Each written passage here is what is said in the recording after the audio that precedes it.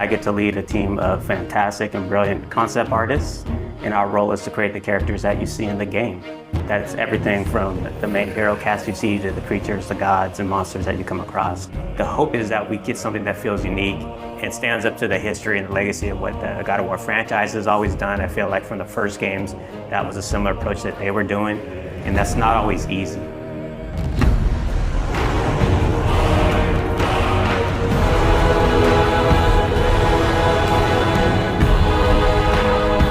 My name is Raf Grassetti. I'm the art director for God of War Ragnarok.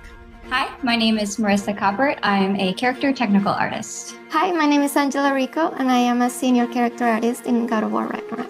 Hi, I'm Dela Longfish, and I am the lead of the character concept team at Santa Monica Studio. Come in. What in all yarns me that happened to him? As a character technical artist here at SMS, I rig most of the characters and props that you see throughout the world. As character artists, our job is to create 3D assets based on the beautiful concept art provided to us. We do this by making sure that the silhouettes on the models and the textures and materials stand out instantaneously.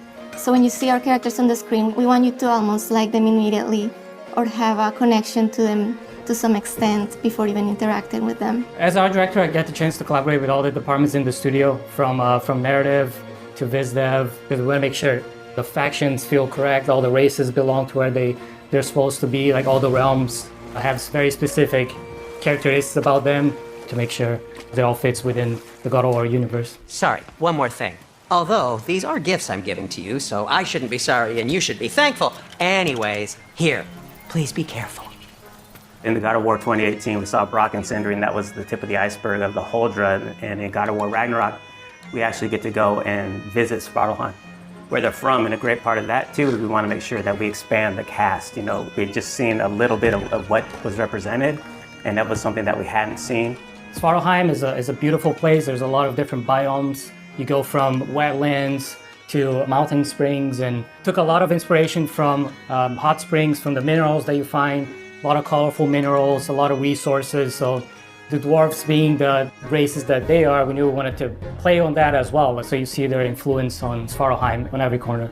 It's a realm where you're going to find a lot of water environments. There's quarries. It's a very industrial city. It's very organized, and you can see all the dwarves putting all the work into creating this great city where they live in. Knowing that they're blacksmiths, that was kind of reflected within their clothing. And you see that within the houses and every inch. We want to make sure that both the environments and characters had a cohesiveness that felt like every inch of it felt like it went together and was designed specifically by them. And again, that's something that we haven't seen in some of the other realms and is unique to these characters and their location. And the hope, it all goes together and creates a feeling within a realm that you're excited to see, feels unique, and really creates that sense of wonder where you want to go back.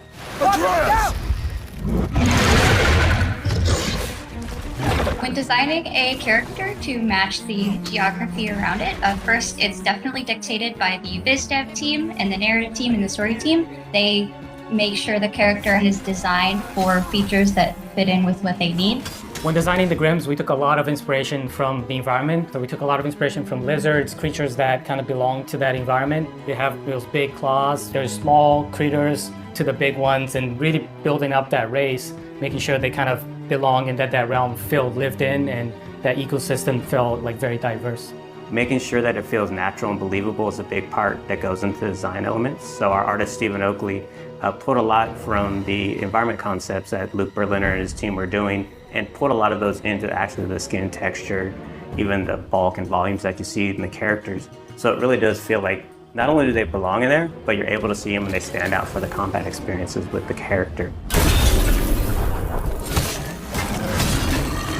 Character design is all about storytelling. In the example of Derling, his design was really tailored to convey his own personality. He's a bookkeeper from Svartalfheim, and because his job demands, he's very organized, he's very rigid, and he's a very play-by-the-rules kind of guy. But then in contrast, you have his friend. So when you see Derling connect with his pet, we see that he's not all just this rigid librarian guy, but that he's got a softer side to him. I do believe that we're all storytellers, no matter what we do, even in the tech side of things. I mean, we work to make these characters that then tell a story, and we can also kind of put those features and traits on our rigs. The prophecies say Fimbulwinter leads to Ragnarok. War is coming! Svartalfheim, the dwarves, working with different races from different realms, so definitely seeing Ragnarok and the impact of that into the realm, it puts them into this position that's very interesting to see which side they take and things that they're building. So as you go through the level, you find out a lot more about this race and the political situation that is happening while Ragnarok and Fimbulwinter is taking place. Hey, dwarves! Oh. They're, running away. One thing that our hope is with the cast of characters within every realm is not that it's just enemies there to kill you. We want to feel believable and that there's a wide world out there, but we want to kind of plant these seeds within any cast of the realm that there's more outside of what you're playing. And we want the fans to feel like they can go back and really visit those areas and want to go explore. If the geysers and smell here are worse because of Fimbulwinter, maybe the earthquakes are too? Aye. Going into Svartalfheim, I'm really excited for players to experience all the new races that live in that realm, how they play. They play very different from anything we had before. There's wildlife, it's something that kind of goes unnoticed, but we took a lot of effort to make the realm feel believable. So there's a lot in Svartalfheim, a lot to explore. I'm really excited for Svartalfheim. It is a gorgeous realm. After looking through some of the cinematics and playing some of the cinematics and playing through some of the puzzles, I'm so excited how water plays such a big feature in that realm, and that is so cool. I'm most excited for fans to finally get to see how the dwarves live. Brok and Sindri were fan favorites in the last game, so I think that all the work that we've put into Svartalfheim is going to make all the other dwarves shine just as bright as the brothers did. The best part I have is turning on the YouTube and seeing all these call-outs and all the attention to detail that the fans pick up on. That's one thing that we keep in mind when we're designing characters, to make sure we do right by the fans. And knowing that all the work we put in will be seen and appreciated, that's not always the case, but our fans just get every little nook and cranny on that. And we love that, and we packed a lot of that in for this new cast, and we hope you guys get the same feeling with God of War Ragnarok.